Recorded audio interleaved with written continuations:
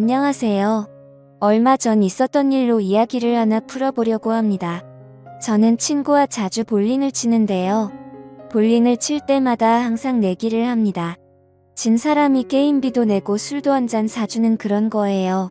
제가 게임에서 져서 술을 사는데 괜히 돈도 아깝고 그래서 간단하게 마시고 빨리 들어가려고 했거든요.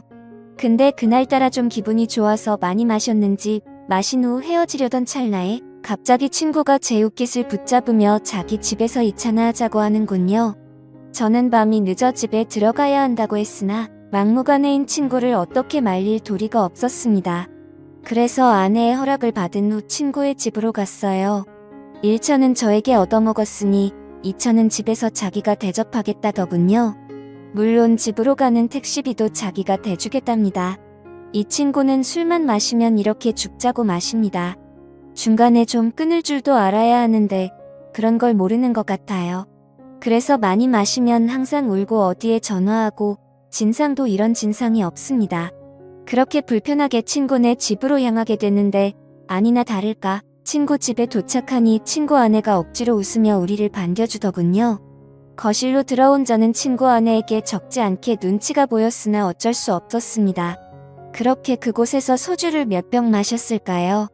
친구는 술에 취해 쓰러졌고 저는 친구 아내의 안내를 받아 제 친구를 침실로 옮겼습니다. 그래도 다행히 오늘은 별 진상을 안 부리고 이렇게 곱게 자는 걸 보니 괜히 고마운 마음도 들었습니다. 저는 친구 아내에게 패를 끼쳐 미안하다고 했지요.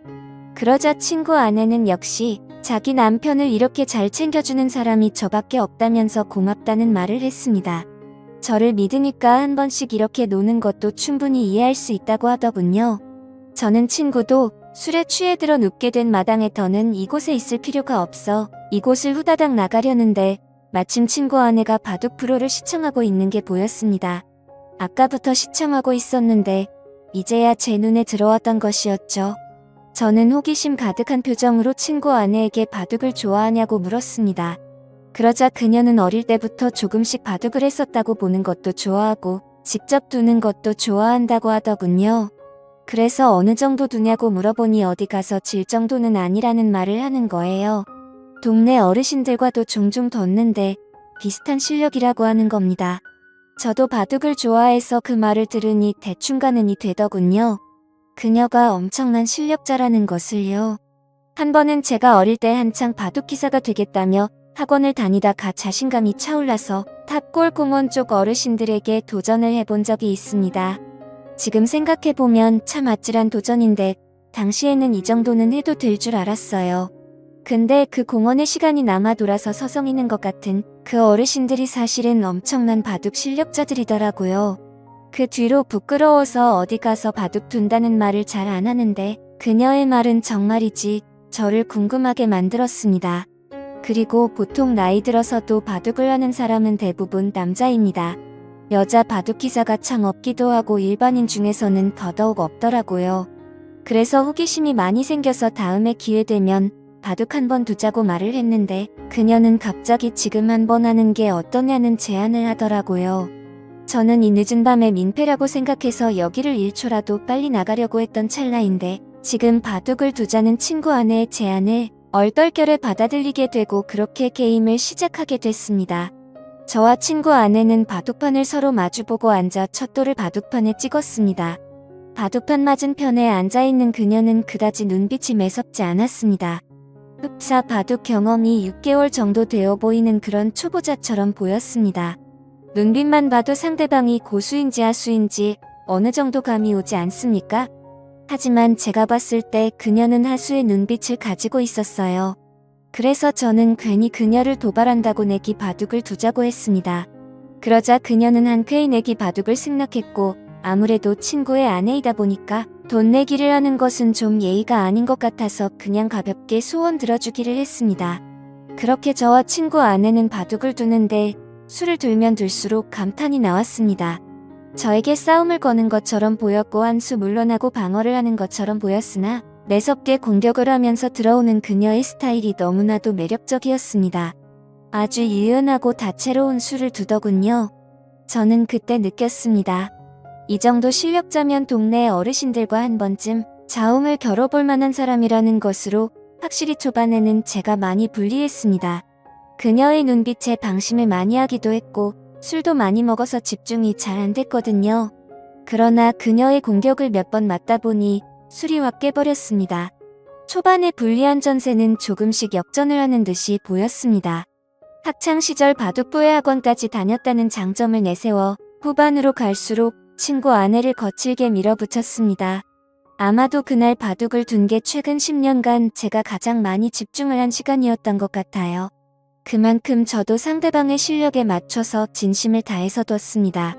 위 지역은 확실히 제가 불리했으나 아래 지역을 다 먹게 되면서 제가 이기는 방향으로 게임이 흘러갔지요. 그랬더니 친구 아내의 미간이 찌푸려지며 마지막으로 두려던 제 돌 하나를 빼앗아서 자기 골짜기 사이에 넣더니 바둑판 위에 올릴 수 있으면 올려보라며 못한다면 자기가 이긴 거라며 막무가내로 때를 쓰더군요. 하는 짓이 어찌나 귀엽던지 제 투박한 손은 아무렇지 않게 깊숙한 골짜기에 빠진 바둑돌을 집어들었으나 그녀의 소원이 뭔지 궁금했던 저는 깔끔하게 패배를 인정했습니다.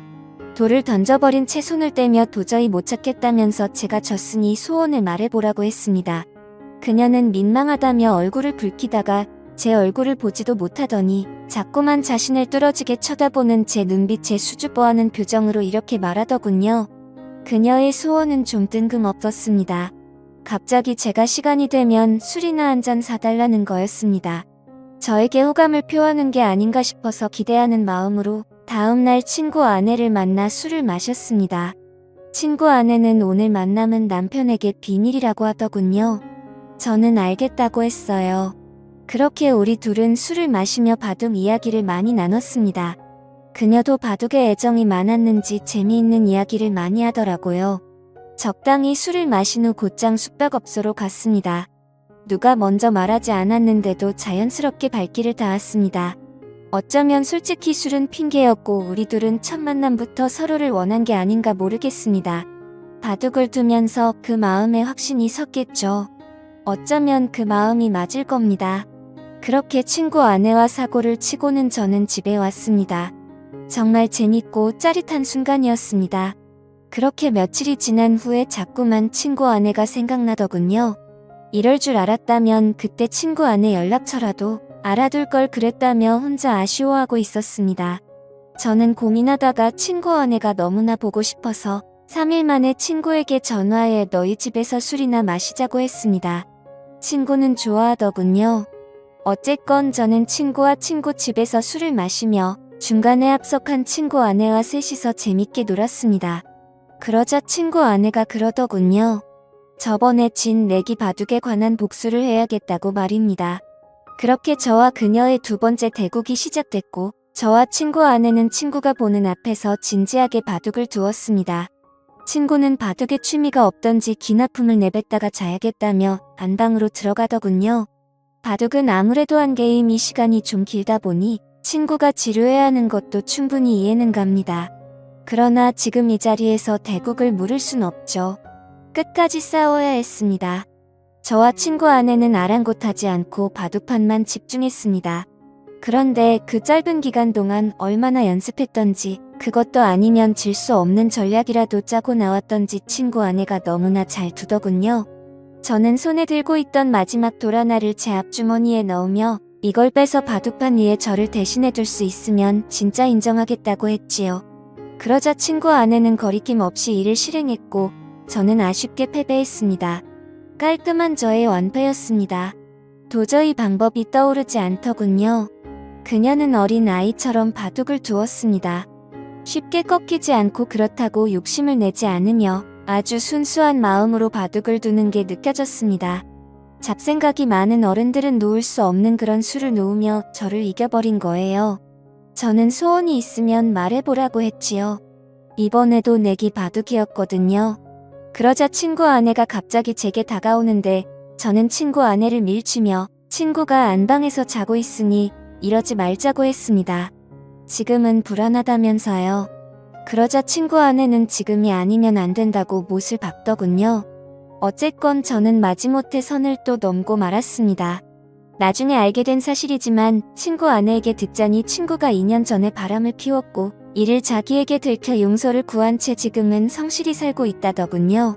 그래서인지 몰라도 남편과는 자꾸만 마음의 거리감이 생겨 피하게 된답니다. 하지만 그녀도 여자이다 보니 이렇게라도 해소를 해야겠다고 하더군요. 제가 마음에 들어서 그런 거라고 말을 하는 걸 보니 저를 어떻게 한번 해보려고 이렇게 바둑을 열심히 두는 거였구나 생각했습니다. 마음이 씁쓸해지더군요. 아무렴 어떻습니까?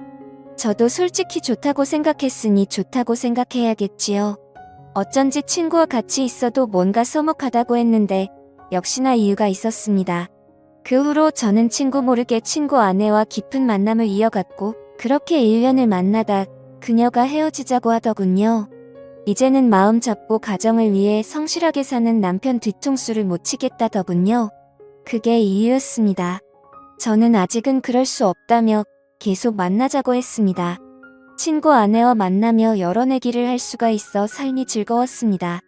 이런 것을 한순간에 내려놓기가 힘들더군요. 우리가 중년이 넘어서면 딱히 인생에 어떠한 즐거움을 찾기가 힘들잖아요. 다른 걸 떠나서 이렇게 즐겁게 바둑을 둘 수 있는 친구가 있다는 게 참 좋았는데 아쉽잖아요. 어쨌건 저는 헤어지자던 친구 아내를 겨우 설득해 계속 만나는 중인데 언제까지 이런 만남이 유지될지 모르겠습니다. 이제 헤어지기엔 이미 저는 친구 아내에게 너무나 깊게 빠져버렸거든요. 오늘의 사연은 여기까지였습니다. 감사합니다.